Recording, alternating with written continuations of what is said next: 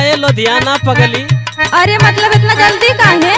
अब का करी, अब छुट्टी लेके आए लली पूरा हो गए तो का करी। सुना तन की सुनाओ सुनाओ।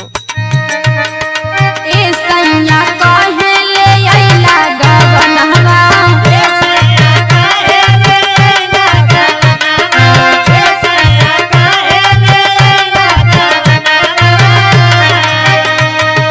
जनी जा कमाए रहो अखी के समनवा। ए सैया काहे ले आइला गवनवा,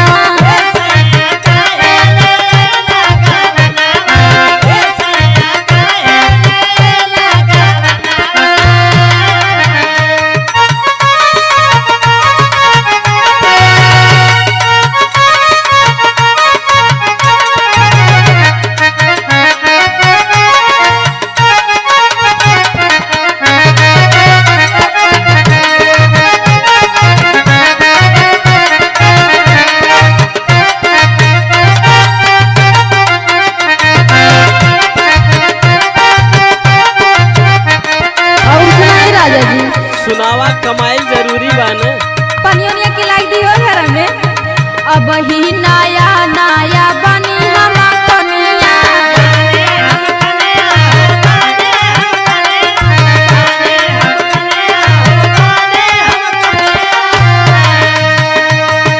घरवा में लाके के दे दना पनिया।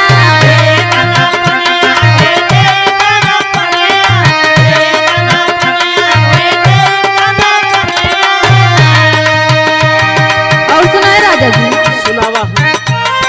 बतिया के मना रहा हमारे ही संगवा। ए सैया काहे ले आइला गवनवा,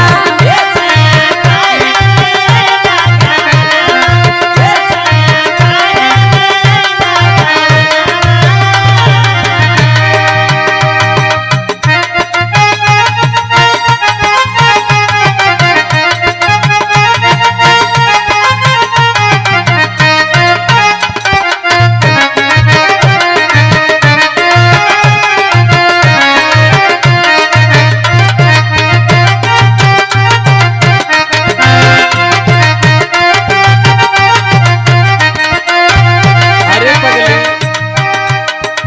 घरवा में तो सब केहू बटले बा न। हाँ हो सकर बतिया दूसर बतोहार और दूसर बा। अच्छा हमार कौन बात बा? सुना बहन का ना भयल बा। सुनावा।